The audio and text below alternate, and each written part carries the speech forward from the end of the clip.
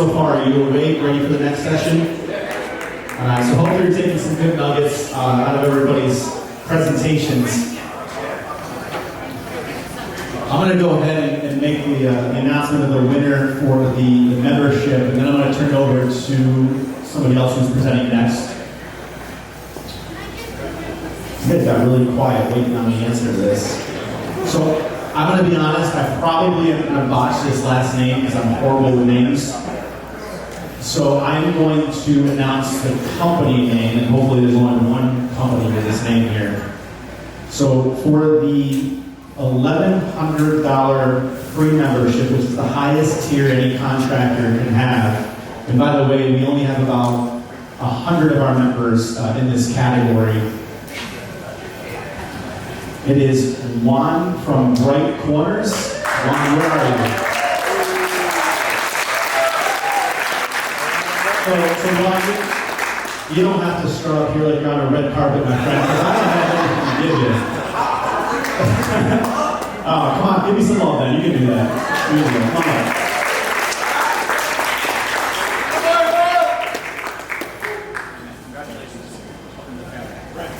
So, Juan, welcome to the family. So, whoa, Ricky. I know, I'm saying.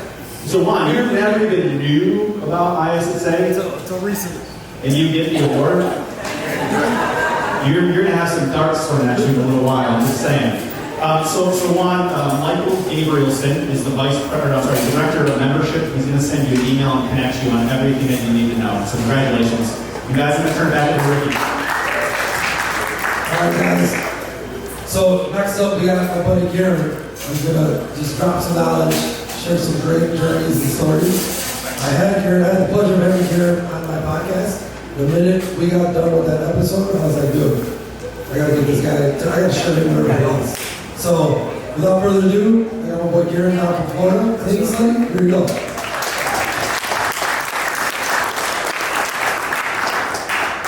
So, I have the Ricky effect, as you can hear my voice. Last night, I went out with all of you. I was talking so passionately that I lost my voice. 2 o'clock this morning, all I had was this.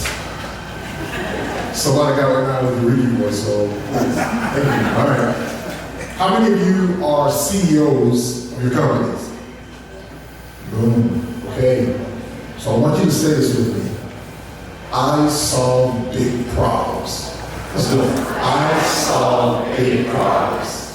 Once you get that out of the way, when you walk in your door and you get the kind of problems that you heard here earlier, I solve big problems. You get used to it. You accept it. Everything just becomes the next step. What do we do? How do we handle it? While we've been here over the past 2 days, people have been approaching me and asking the question, hey, how's your business? How's business going? I want to take this one time to ask you, how are you doing? Think about that. We're talking about numbers and data and software, but how are you doing? With the challenges that you face on a day-to-day basis, how are you doing mentally? How is home? Rarely do people talk about those types of things, and they are important because, again, you are the CEO, you are the leader of your company, you are driving change, you are driving revenue. But how are you doing? As a leader of my company, over the years, 15, 16 years being in business, I have made a ton of mistakes. A ton of mistakes because I wasn't doing okay. I'm not going to share them all with you. Some are simple, some are very sticky. But I have to make some decisions. In order for me to lead my company in the way that I needed to make some personal decisions. Any of you know Jim Rohn? He says, if you're going to get better, like if you want things to change, you have to change. Personal. So then, by show of hands, how many of you are reading books on a regular basis? Yeah, that's awesome. And why? Anybody can shoot out. Why do you read books? Want to be better? Self-improvement. What you said, Don? Good leaders are avid readers. They are. Anyone else? To learn. The solution is always in the book.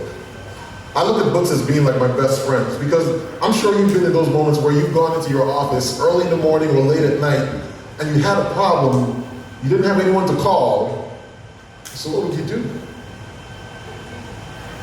For me, having something always pumping into my brain helps because it sits there until the problem occurs and then all of a sudden there's a solution. And it's like, I thought of that. But if you don't have the people around you who are on your level, dealing with your challenges, you're gonna find yourself stuck. And when you find yourself stuck, if you're like me, you start looking for an escape. You wanna go do something else, and you run away from the work because I don't know what to do. All of a sudden I feel incompetent. Anybody ever felt that way? Yeah? You feel like you don't know what you're doing, like this isn't, you wanna tap out, but people are depending on you on a day-to-day basis.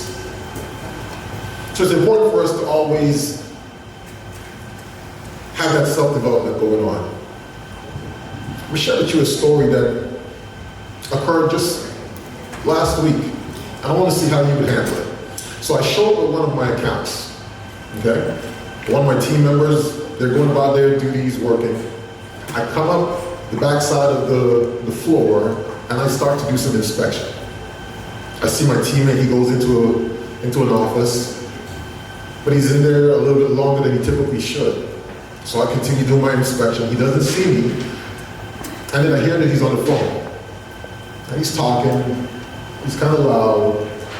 I don't like it because if any one of our clients are there, that's not a good look. So I pull up a chair and I sit down, right outside the office, and I just wait. 15 minutes go by, I say nothing, I just wait. He comes out of the office and he sees me and he continues to walk off. He's grumbling to himself and he continues to walk off. And I'm like, hey, let's talk. What's going on? I ask him. Now granted, I'm doing the thing where like you sit and you watch and you're about to fire them, right? But something in my mind says, hush. So I just ask him, what's going on? He tells me he's having some issues at home. And he tells me, nobody listens to me. My wife doesn't listen to me. My mother-in-law doesn't listen to me. Nobody listens to me. So I'm in a seated position. Something in my mind said, hush. So he continues to talk. He says, Garen, I want to commit suicide.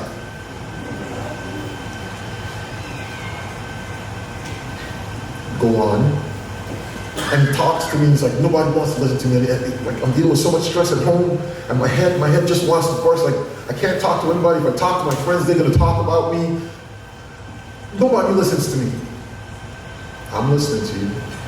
And he continues to speak, and he continues to share the situation that he's dealing with. And he had a scar on his face several months back. So I said, so tell me about that scar. Did you really get into an accident? He's like, nope. She hit me with a golf club. Go on. And I'm sitting there, and it's like I want to break down into tears, but I'm just staying strong, and I'm just listening to this guy. And he tells me a situation, sleeping outside, don't want to come and pick him up, all kinds of stuff. And the brother is broken on the inside. And all the while I'm saying like, God, tell me what to say. Because I don't know what to say. All I can do is hush. While he's speaking more and more, I'm thinking to myself, like, this is the reason why I'm here. Do you know why you're here? Do you remember why you started your company? I let the brother talk. The gentleman talk. I let the gentleman talk. And at the end, I asked him, so why did you tell me all of that? He said, because you sat there, you didn't judge me, and you listened. Remember, I sat there to catch him coming out, to fire him. Every single moment that we have, every moment could be a game changer. You just never know. And while we're here studying and learning all the things that we've studied over the past 2 days about how to run our business better and how to be more profitable, how to be more proficient in what we do, there's a human factor to what we do, right? We've talked in our groups and in our meetings, and we've talked about, how can I help your business, and how can I help you grow, and all of that. But what about our team members?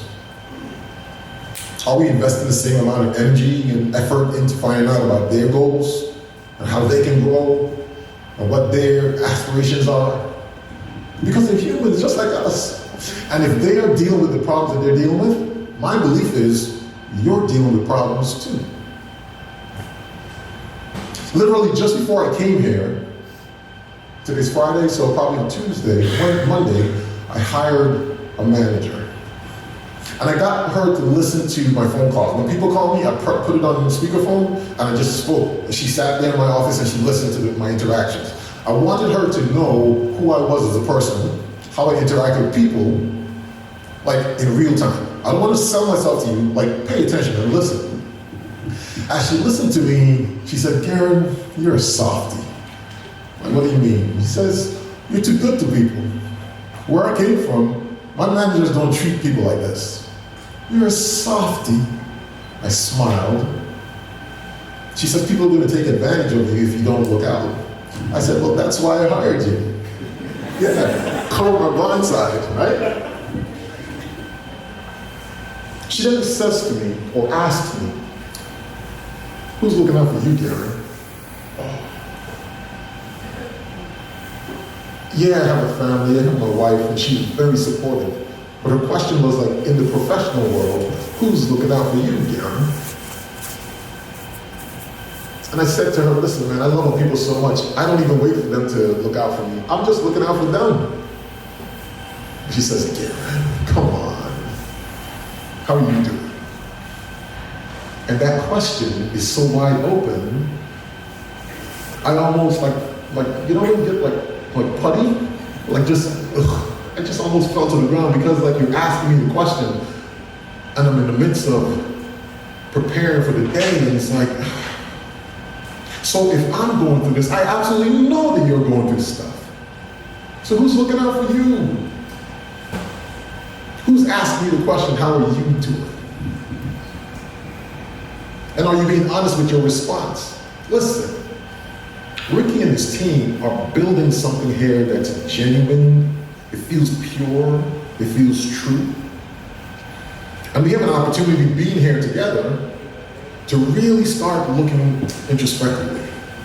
Again, the data, the work, it'll take care of itself. But are you taking care of yourself? Every October, I am gifted by my wife to be able to go out on a trip alone without having to check in, call, check on the family, nothing, just for my mental health. And literally after I leave here, I'm going to Utah to do that for a couple days. How do you get away? I know it's kind of quiet, right? And we're getting ready for lunch. And I was supposed to be the rock guy. But this is important. Like I really feel like this is important, man, because everything that I've heard, talk from how to kick things off with Mike at Sweat yesterday, like that's day in the life of a CEO, like from a technical standpoint. You know what I mean? Like I learned a lot, and he was doing a lot of things that I do also, and I was taking pictures and sending it to my brother and to my business partners, and like, yo, this is how you focus, and this is how you do this and that. And then as it went on, Sunbelt and everybody else, like some really good information over the past couple of days. I didn't hear nobody talking about how you doing. Like it's real. How are you making the decisions when people don't show up? When you have to get up out of your bed and go to work in the middle of the night after spending all day in the office preparing for your employees, your team members to have something to do tomorrow, and then you still got to get up again at 8 o'clock to get the day going. How about when you wake up in the morning, you're afraid to check your phone because you don't want to see the emails that are maybe coming in from your clients, and it's like, oh God, here we go, the scroll, and it's like, oh man, I got to deal with all of this. How are you doing, man? It's real. I know sometimes when I have to make tough decisions, and I was telling Paul this earlier, like when I make a decision to either fire a client or I fail on responding to an RFP, like I press send, close my laptop, and I run. Because it was such a struggle for me to make that decision, for me to press send, and I run. I don't want to look at my phone, I don't want to open up my laptop because it's like, I don't know what they're going to say. Like, I feel it all in my stomach, in my gut. I fail, I drop the ball. Like, what's going on with you when you deal with that? I had to pause, right? Because I was making some poor decisions, because, again, running from trying to escape. And I went to therapy. How many of you believe in therapy? Word. That's a beautiful thing. Because oftentimes people run from that, right? But by me going to therapy and starting to like peel back some layers, I realized that I had a lot of stuff going on in my past from my youth that I had to deal with. And it was affecting the decisions I was making today. That's kind of funky. Funky to those around me, funky to my team. Yeah, I want to grow a business. Yeah, I want to have X amount of employees. But if I don't get right on the inside, I'm going to just be affecting like hundreds of people. That's no good. And if we're not willing to take accountability for ourselves, we're basically just creating more problems as opposed to actually helping. And in our world, in our industry, we're in an industry where a lot of times people just bring people on as numbers. Like it's just a transaction, get the job done. Some of us really genuinely care about our people, and we want to give to them, and we want to honor them and respect them. But again, if we're not okay on the inside, we're going to create a mess. So I encourage you, all of you who believe in therapy and those who probably don't yet, like, consider just to be able to make sure you're okay. Check your temperature, because you have inspection reports on everybody else on your team. Who has inspection reports on you? And that's a real conversation. If you're the CEO, if you're the owner of the company, who's checking you?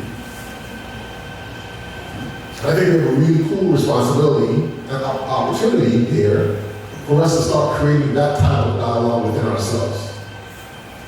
Now, granted, I wasn't anybody who was big on this whole mental health kick a couple years ago, but a decision prompted me to go down that road, and all of a sudden I realized the benefits of it. And as I look at all of you, and I believe there's so many cool stories in each and every one of your lives, I'm like, yo, we're dealing with some serious things right here. We are business owners, okay? We are decision makers. Not because we walk around with a mouth in a bucket, you are less than anyone else who's in business out there. And you deal with the same challenges and struggles that everyone else does. Respect that. Respect that. You are an awesome set of folks. I know I am. Yeah. Right? And you deserve it. When I started this company 16 years ago, I said I wanted to make it sexy. I love the fact that we got like lounge chairs and pillows. Like I wanted to throw like some roses, petals and stuff, you know, to make it really hot, right? In 2018, I read the book Vivid Vision. Are any of you familiar with it? The gentleman who started, or who was the CEO of 1-800-Junk, wrote a book called Vivid Vision, where you get to like write out your vision, a 3-year vision of the future. And I said that I wanted to be in a space in 2021, be in a space about 6,000 square feet where people come in and they get to learn, they get to see really cool images on the wall. People walk in and say, yo, you did this for me? Like an educating center, right? It's 2021.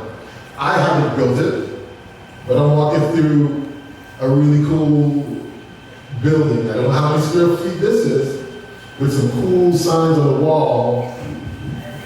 People dress all hot with their black outfit and uniform, and we are learning. Maybe I wasn't to build it, but look, it's here. It's here. And we all can carpool together. Granted, I haven't made that yet, but they did, and we are here. That's a cool thing.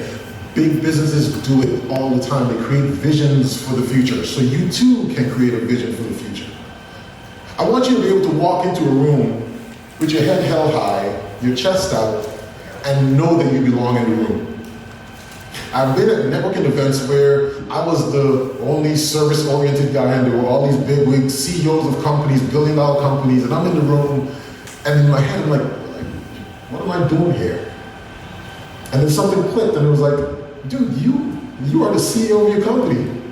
There's a CEO, there's a CEO, there's a CEO. You belong in the room.